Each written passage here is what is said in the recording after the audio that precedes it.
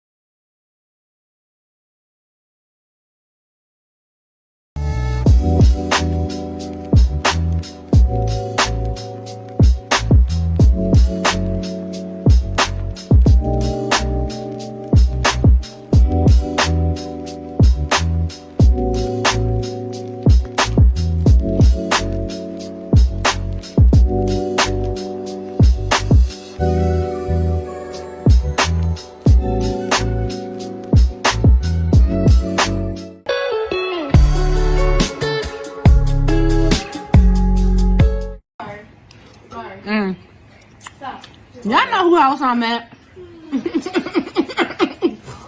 Nasia Davis. Champagne, anybody? Champagne. It mixed with that. I'm an alcoholic. Shut up. We drink something whatchamacallit. So look, we was talking about this dude, the one from the comedy show that stood me up. Okay. Just having one drink don't mean you an alcoholic. For real, I ain't really give y'all the real rundown, but she know the rundown. Here the rundown. I met the dude. It was on some business stuff. Less than 24 hours later, he cashed at me $1,000. I showed up at my job through the emergency room, Trey. I walked into work, and the doctor I was working with, literally, because I ain't playing this. I walked like, there's no way this was planned. I walked into work. The doctor I was working with, he was like, I need you to discharge 2 people for me. I was like, okay. He gave me the room numbers. I started working on one, and because I just walked into work, like, he wasn't giving it to me, like, hurry up and do it. He was just like, you can work on this right now. You know what I'm saying? So we sitting there talking. I took probably I took like 40 minutes to, like, write up both of them. Mm-hmm. I started one dude, and then I was about to go get up and see the dude, and I was like, oh, let me look at this second chart so I could just go see both of them.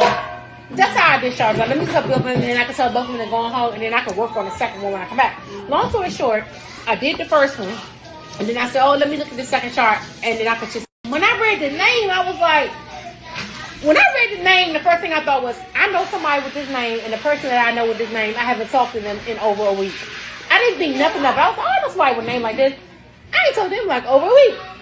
Then when I clicked in the chart and clicked on the reason, and then I clicked on the demographics.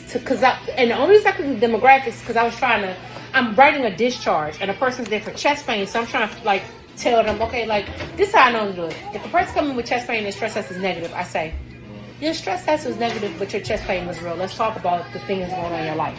So I look at their lab work. It's just a methodical way. Like, you have other risk factors. Your blood pressure is not controlled. You'll have diabetes, things that put you at risk for having chest pain. So that's what happened. I was going through his chart. I'm like, whoa. I think I'm having a heart attack. No, I ain't taking you in a week. He was like, because you walked out my life. No. So I go in the room. I just discharge him like I would discharge anybody else. Like, for real, like, let's keep it professional. So then I say, you got any questions? And then I always ask this, like, my whole time, like, before I leave the room, I'm like, you have any questions? And he's like, yeah, I feel like this was the universe. This was God said, I knew I was going to be okay when I saw you. And I'm like, so I'm like, well, what's going on? How you end up here? That's when I like sat down. Okay, how you end up in the hospital? What's going on? And then he starts telling me, and I'm just like, you hear the thing. I'm gonna skip forward, y'all, because I want you to know why I was like, end up sending a message saying you miserable. Like 2 weeks later when I unplugged it. So, Eli. I started feeling like this dude has narcissistic personality disorder. Alright, put that in his trash. Here's the thing. When God want to test me out, it's not God, because the Bible say, let no man was tested say he was tested by God. That's in the book of James. When life is testing me out.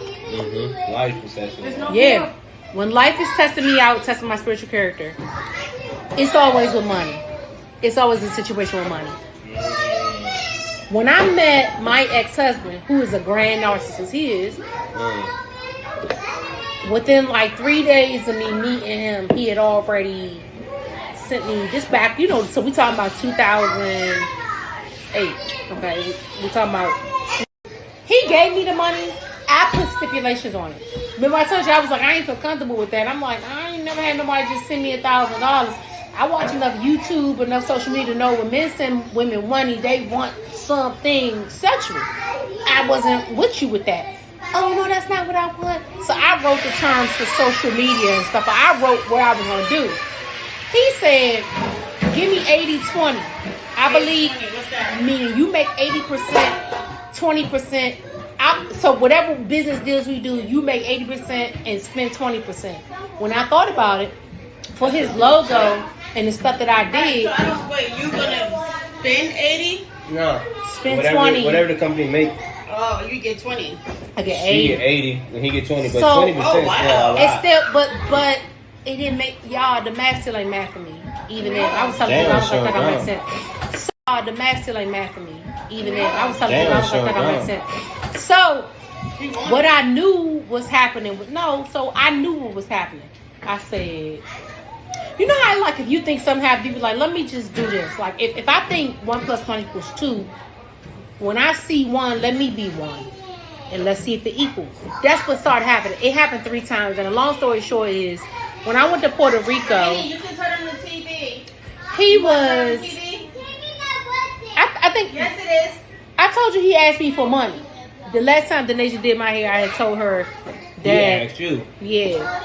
And when he asked me for money, he sounded like a female. So much. No, you didn't tell me that. Yeah, I How you remember sound I like a showed you the female message. asking for money? He was like this. You never told me that. He was like, I understand if you say no, but right now I'm really going through something. And when he asked me for the money, we hadn't spoke for like 2 weeks. So I've known him a total, up until like July, I had known him since May.